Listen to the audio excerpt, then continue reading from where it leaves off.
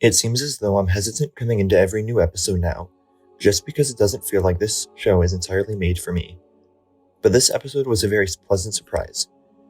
While it didn't completely change my perception of the characters, there were a lot of great moments here that showed hints of developments within some of them.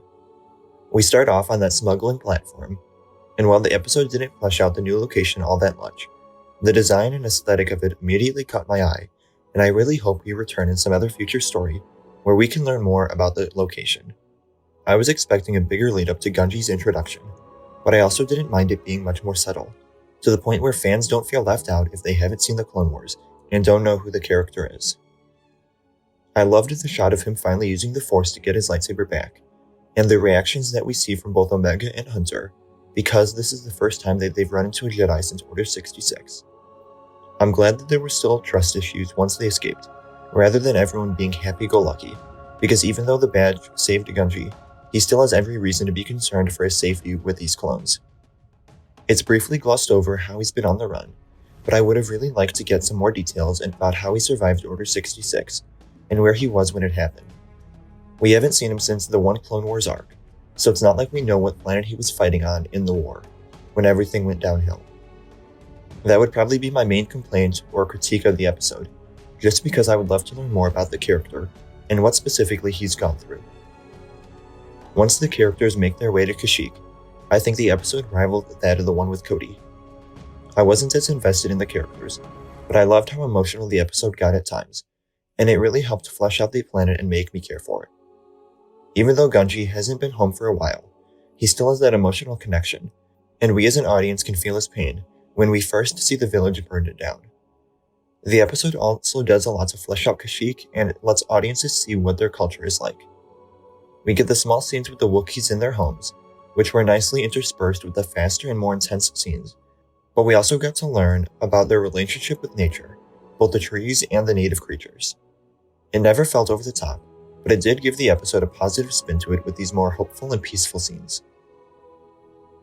I'm also glad that there wasn't another major Wookiee cameo, like Chewbacca, when we went to the villages. Gunji was enough for the story this episode was telling, and it's enough where fans who know the character can feel rewarded. But those that don't aren't missing a huge backstory that's central to the episode. And while it didn't feel like the focus was on the Bad Batch members all that much, Hunter does make the conscious decision to help the Wookiees fight and defend themselves, even when he's given the option to leave before the battle begins, and I think it does show a bit of his character progression. He began the season completely against taking action that would put Omega in danger, but I think he's finally starting to see just how capable she is, and also how good of a person she is. She wouldn't want to leave the Wookiees to fight this battle on their own, even though the Badge have no part in it. We didn't get much from the other members, but this one moment with Hunter made it feel like these past few episodes haven't all been for nothing, despite not feeling important at the time. I also really enjoyed the connection that develops between Omega and Gunji because of how similar their lives have been. Both are following a similar path, except Omega is slightly ahead. Neither really have a family of their own, but Omega found the badge, and Gunji has been returned home. And both kids are seeing combat and war at such a young age, where they don't get to have a real childhood of their own, before being forced to grow up and fight for their survival in a dangerous galaxy. The action in this episode also looked great, and it felt very refreshing, mostly because it was no longer just blaster bolts firing in a predictable manner. The battles had clones and Trandoshans firing blasters, but also Gunji with his lightsaber, and the Wookiees with a more physical style of combat. And we don't know where Gunji's story goes from here, so while it was unlikely that he would die, it does leave room open for a bit of suspense.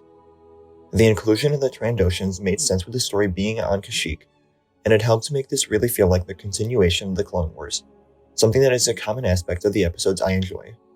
It doesn't feel dependent on anything, but it still has the same tone and feeling to it that fans can remember from the other series.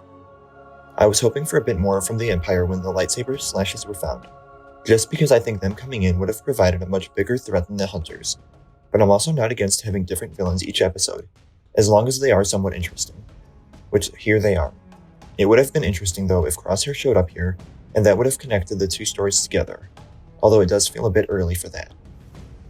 Tribe features familiar characters and locations that help set the episode's tone and provide an exciting story full of action and emotion, earning a rating of 8.5 out of 10. Let me know what you thought of this episode in the comments below. Remember to like the video, and subscribe for more reviews like this. And remember to follow me on Instagram, Twitter, and TikTok. Thank you all for watching, and remember, the Force will be with you, always.